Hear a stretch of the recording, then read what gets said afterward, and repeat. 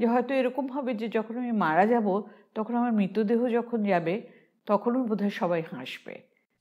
বলার অপেক্ষা রাখে না, সর্বকালের সেরা অভিনেতাদের মধ্যে প্রথম সারির একজন অভিনেতা ভানু বন্দ্যোপাধ্যায়।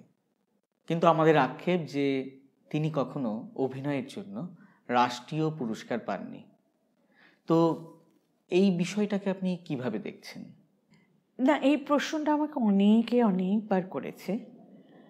আমার মতে রাষ্ট্রীয় পুরস্কারের একটা ট্রফি ঘরে সাজিয়ে রাখার থেকে 41 বছর পরেও এখনও ওনার নাম শোনা মাত্র সকলে হেসে ওঠেন এবং আমার করা ওনার কৌতুক নকশা শুনে আনন্দ পাচ্ছেন এবং তুমি ওনাকে নকল করে যেটা করছো সেটা এত বেশি সম্মান দিতে হচ্ছে, আগেই সেটা বললাম।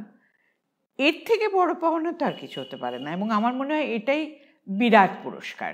এই যে তুমি ধারাবাহিকতাটাকে এগিয়ে নিয়ে চলেছো, এতে আমার মতে এটা দারুণ পুরস্কার।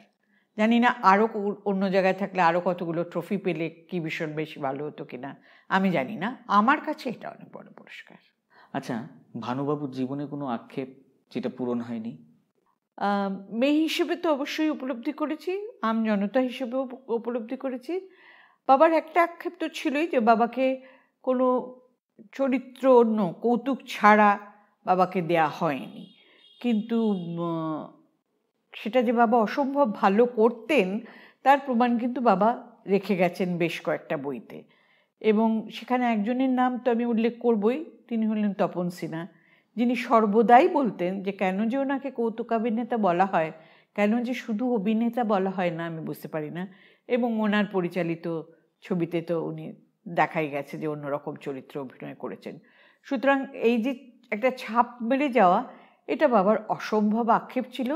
এবং এটাও বলতেন যে সকলে আমাকে দেখলেই এমন হাসে যে হয়তো এরকম হবে যে যখন আমি মারা যাব তখন আমার মৃতদেহ যখন যাবে তখনও বোধহয় সবাই হাসবে।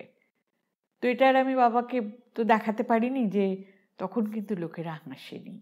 তখন যেরম দুঃখ পাওয়ার বা কাছের জন চলে গেলে, পছন্দের লোক চলে গেলে যে অনুভূতিটা সকলের হয় সেটাই হয়েছিল।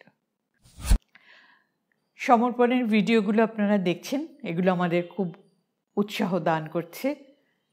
ভিডিওগুলো দেখলে কমেন্ট করবেন প্লিজ, ভালো লাগলেও করবেন, ভালো না লাগলেও করবেন, আর প্লিজ সাবস্ক্রাইব করবেন, সাথে থাকবেন।